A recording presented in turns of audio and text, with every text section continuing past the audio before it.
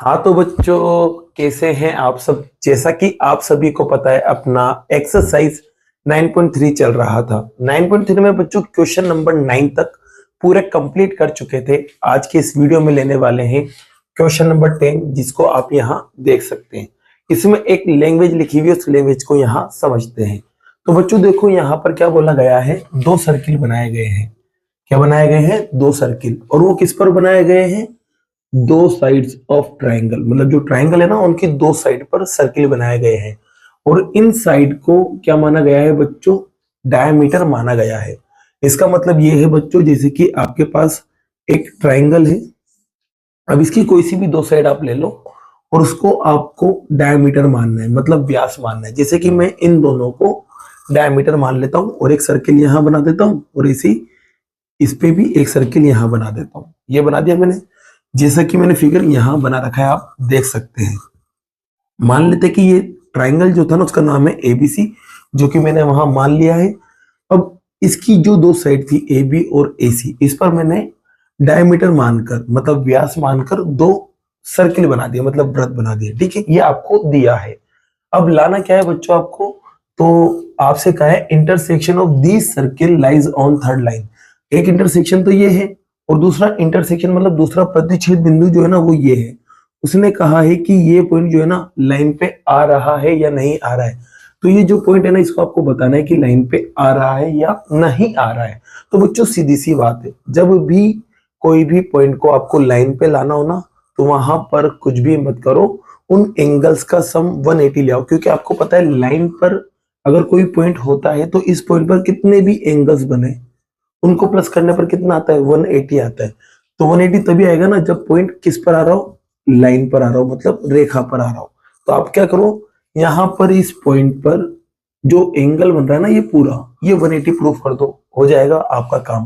क्या काम हो जाएगा? आप बोल दोगे कि ये जो पॉइंट है ना दोनों सर्किल का, वो इस लाइन पे आ रहा है, ये आपका काम हो जाएगा।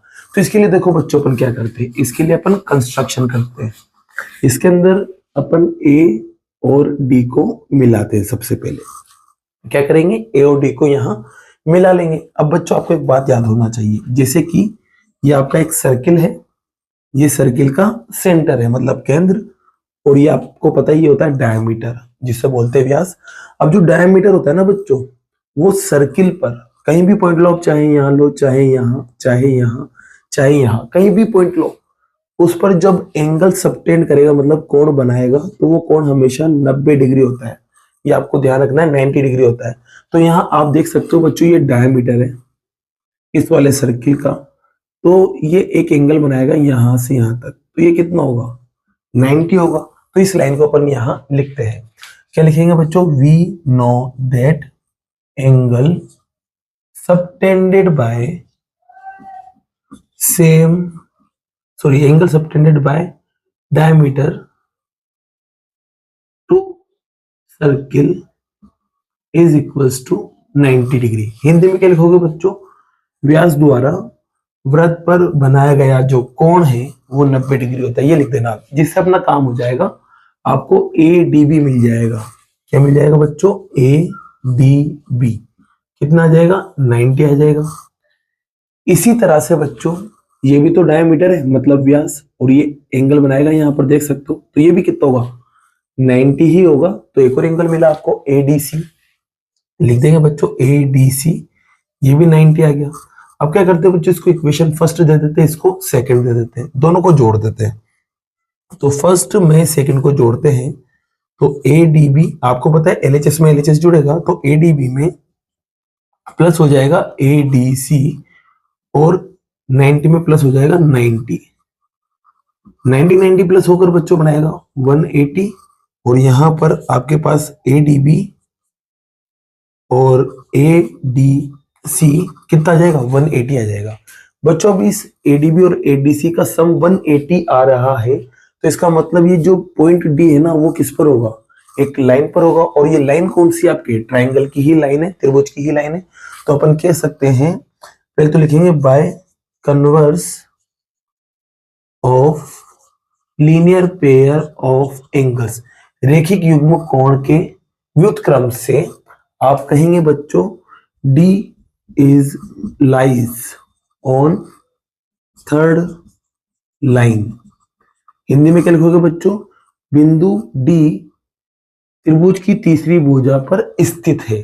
और यहां पर आपका ये काम हो चुका है, हैंड्स प्रूव्ड। इसी के साथ आपका क्वेश्चन नंबर 10 कंप्लीट होता है बच्चों। लेते हैं नेक्स्ट क्वेश्चन को। जैसा कि बच्चों क्वेश्चन नंबर 11 आप यहां देख सकते हैं। क्वेश्चन नंबर 11 में देखो, लैंग्वेज को समझते हैं।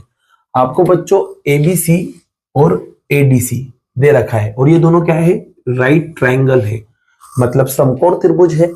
अब इनका जो हाइपोटेनस होगा ना बच्चों, दोनों में एक हाइपोटेनस आ रहा है, वो है कॉमन है बच्चों, वो मतलब उभयनिष्ठ है, और उसका नाम है बच्चों एसी। क्या नाम है बच्चों, एसी है। ये आपको दिया हुआ है, ठीक है। तो इसकी मदद से पहले अपन डायग्राम बनाते हैं। तो बच्चों जैसे कि एक तो मैं एसी को यहां लिख देता हूं और एक ट्रायंगल ऊपर बनाता हूं जो 90 डिग्री का बनाएगा साथ में। तो ये बच्चों यहाँ 90 डिग्री बना देते हैं। इस वाले ट्रायंगल को नाम दे देते हैं अपन एबीसी, जो कि आपके ये दे रखा है। अब इसी एसी पर एक और ट्रायंगल बनेगा, एक और समकोण त्रिभुज बनेगा बच्चों। तो वो बना देंगे अपन नीचे की तरफ, ये लो बच्चों, और ये पॉइंट कहाँ जाएगा, डी पे, और यहाँ पर आ जाएगा 90 डिग्री। ठीक है, ये दोनों 90 डिग्री आ चुके हैं, आपको दिया हुआ है। और इनका जो कॉमन हाइपोटेनस है, मतलब उभयनिष्ठ जो कर्ण है, वो एसी है। देख सकते हैं आप यहाँ पर। जैसे बच्चे इन दोनों को बनाया तो ये तो एक कोऑर्डिनेटरल बन चुका है। तो यहाँ पर अपन कोऑर्डिनेटरल को देखते हैं। तो इसमें कुछ बात करते हैं। यहाँ पर सबसे पहले तो लिखेंगे इन कोऑर्डिनेटरल ए बी सी डी, चतुर्भुज एबीसीडी में बच्चों आपने देखा यहाँ पर कि जो बी है ना, उस पे भी 90 है, और डी जो है उस पे भी 90 है। तो एक काम करें बच्चों, अगर मैं इन दोनों को जोड़ दूं, चलो जोड़ते हैं। तो b प्लस डी, इधर वाले में इधर वाला जुड़ेगा और उधर वाले में उधर वाला जुड़ेगा, तो 90 प्लस 90 हो जाएगा। तो रिजल्ट जो बच्चों मिलेगा आपको, वो मिलेगा 180, और यहाँ आपके चलेगा b प्लस डी। अब बच्चों आपको पता है कि यार आमने सामने वाले को जोड़ने पर 180 आ रहा है। यहाँ देख सकते हैं 180 आ रहा है, और 180 आता है बच्चों साइक्लिक कोऑर्डिनेटरल में, मतलब चक्रीय चतुर्भुज में। तो मैं कह सकता हूँ कि यार एबीसीडी क्या है, एक साइक्लिक कोऑर्डिनेटरल है, मतलब चक्रीय चतुर्भुज है। तो यहाँ अपन कह सकते हैं बच्चों एबीसीडी इज अ साइक्लिक कोऑर्डिनेटरल। अतः एबीसीडी एक चक्रीय चतुर्भुज है। अब बच्चों चक्रीय चतुर्भुज है तो सीधी सी बात है, इसको अपन सर्किल के अंदर बना सकते हैं। तो चलो सर्किल में बनाते हैं।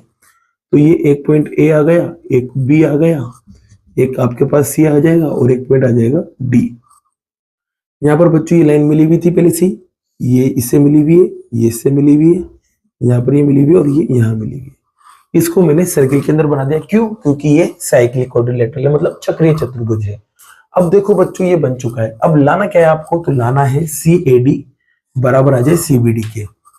तो सी ये रहा, ए ये रहा, डी ये रहा, मतलब एक तो ये वाला एंगल। अब बराबर आ जाए किसके, सी बी डी के। सी ये रहा, बी ये रहा, डी ये रहा, मतलब इसको मिलाना पड़ेगा जब जाके सी बी डी बनेगा, सी बी डी। तो ये दोनों एंगल को मुझे बराबर लाना है।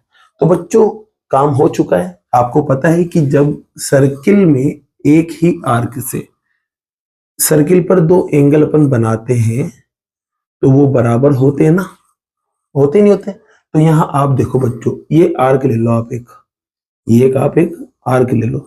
इस आर्क से देखो दो एंगल बनेंगे, एक तो ए पे बनेगा, ए पे बन रहा है, नाम होगा इसका सी ए डी, और इसी आर्क से बी पे भी बनेगा एक एंगल, देख सकते हैं, जिसका नाम होगा सी बी डी।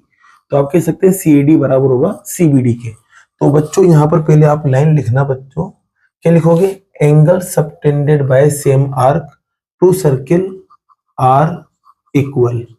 हिंदी में क्या लिखोगे बच्चों, एक ही चाप द्वारा वृत्त पर बनाए गए कोण बराबर होते हैं। ये आप लाइन लिख देना। जिस लाइन लिखोगे तो बच्चों एक तो ये वाला और एक ये वाला एंगल क्या हो जाएगा, बराबर हो जाएगा। तो चलो लिखते हैं बच्चों, सबसे पहले लिखते हैं ए वाले को। तो अपन लिखेंगे सी ए डी बराबर होगा सी बी डी के। किसके बराबर होगा बच्चों, सी बी डी के।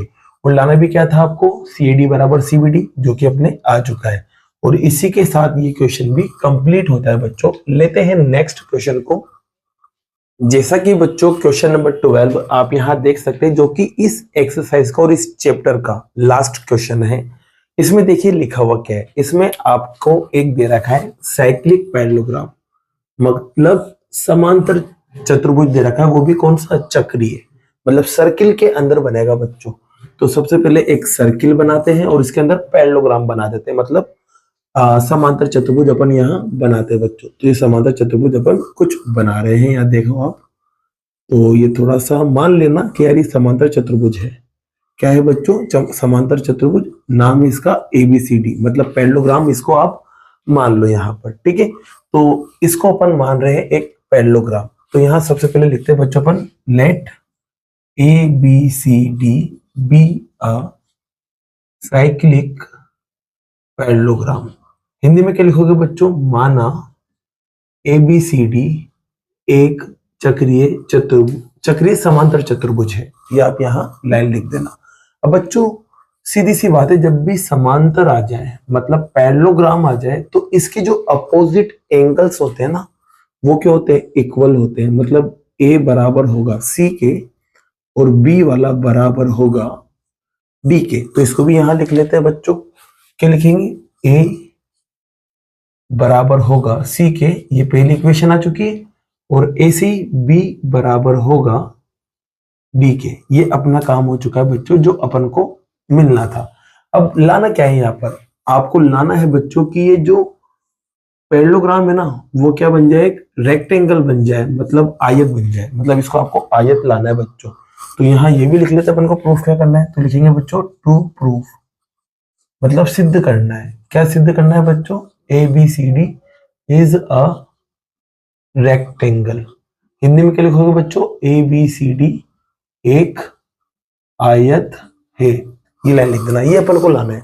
मैंने आपको बताया था बच्चों, जब भी साइक्लिक क्वाड्रिलेटरल को, मतलब चक्रीय चतुर्भुज को आपको रेक्टेंगल लाना हो, तो कुछ भी मत करो, सभी एंगल को 90-90 लेके आ जाओ, काम हो जाएगा। तो यहाँ पर कहने का मतलब ये है, अगर मैं सारे एंगल, सारे कोण 90-90 ले आता हूं, तो ये रेक्टेंगल हो जाएगा। तो इसका मतलब ये है कि angle A, angle B, angle C और एंगल D सभी के सभी बराबर आ जाए किसके, 90 के। तो अपना काम हो जाएगा। तो बच्चों चलो काम शुरू करते हैं। अब बच्चों ये सर्किल के अंदर तो आ ही रहे हैं, तो इसमें अपोजिट एंगल को अगर मैं प्लस करूंगा तो किसके बराबर आएगा, 180 के। जो आमने सामने वाले कोणों को जोड़ने पर किसके बराबर आता है, 180। तो A और C को अगर मैं जोड़ता हूं तो 180 के बराबर आना चाहिए। तो बच्चों लिखते हैं A प्लस C बराबर 180। ठीक है बच्चों। अब मैं यहां पर रीजन लिखेंगे इसका। तो रीजन आएगा बच्चों, sum of opposite angle of cyclic quadrilateral, चक्रीय चतुर्भुज के सम्मुख कोणों का योग कितना होता है, 180 होता है बच्चों। अब अपन लेते हैं पहली इक्वेशन की मदद। पहली इक्वेशन क्या कह रही है, A बराबर है C के। तो A की जगह C लिख सकते हैं बच्चों यहाँ। तो A की जगह आप लिखेंगे C, और यहाँ पहले से C चल रहा था, और बराबर 180। कितने C हो चुके हैं, तो आप कहोगे 2 C हो चुके हैं, और बराबर में 180। बच्चों C को निकालेंगे तो 2 अपॉन में जाएगा, वो कट करेंगे तो कितना आएगा, 90 आएगा बच्चों। तो आपको पता चला बच्चों कि जो C है ना, वो कितना आ चुका है, 90 आ चुका है। अब C 90 है बच्चों, तो आपको पता है A बराबर है किसके, C के। यहाँ देख सकते हो। तो A तो एज इट इज, और C की वैल्यू रख दो कितनी, 90, जिससे A भी कितना मिलेगा, 90 मिल जाएगा बच्चों। तो आपको A और C तो 90 आ चुके हैं। बात करते हैं B और D की। B और D भी 90 आ जाएंगे, तो अपन कह देंगे ये एक रेक्टेंगल है। तो इसके लिए बच्चों वापस से इन दोनों को जोड़ेंगे, B और D को, तो किसके बराबर आएगा, 180 के बराबर आएगा। क्या कहानी यहाँ लिखोगे आप, तो यहाँ पर बच्चों सेम लाइन आप यहाँ लिख देना, sum of opposite angle of cyclic quadrilateral. Hindi में क्या लिखोगे, चक्रीय चतुर्भुज के सम्मुख कोणों का योग। अब बच्चों यहाँ पर अपन दूसरी इक्वेशन की मदद लेंगे, किसकी, दूसरी वाली समीकरण की। ये कह रही है कि B बराबर है D के। तो बच्चों B की जगह D लिख देंगे अपन, क्योंकि B बराबर है D के, तो B की जगह D लिख सकते हैं। तो यह D आ गया, और यहाँ पर भी D, और बराबर में 180। कितने D हो चुके हैं, तो ये 2 D हो चुके हैं, और बराबर में 180। D को जब आप निकालोगे तो 180 के अपॉन में जाएगा 2, और 2 से 180 कट जाता है 90 बार। तो बच्चों D जो है ना, वो आपको मिल गया 90। अब D 90 मिल गया, तो बच्चों जो D है ना, वो किसके बराबर है, यहाँ देख सकते हो आप, B के। तो आप कहोगे बच्चों b बराबर है d, तो b तो एज इट इज और d की वैल्यू रख दो यहाँ पर भी कितना 90। तो आप देख सकते हो बच्चों d भी 90 आ चुका और b भी 90 आ चुका है, d और b दोनों 90 आ गए, तो बस लास्ट में लाइन लिख देना यहाँ पर hence ABCD is a rectangle. Hindi में क्या लिखोगे, अतः ABCD एक आयत है, और इसके बाद लिख देना हेंस प्रूव्ड, मतलब इति सिद्धम। तो इसी के साथ बच्चों अपना ये क्वेश्चन नंबर 12 क्या होता है, कंप्लीट होता है, और ये चैप्टर भी अपना पूरा कंप्लीट होता है बच्चों। अब नेक्स्ट चैप्टर के साथ मिलते हैं नेक्स्ट वीडियो में। अगर बच्चों ये क्वेश्चंस आपको समझ आए तो इस वीडियो को लाइक कीजिए और चैनल को सब्सक्राइब कीजिए। Thank you so much.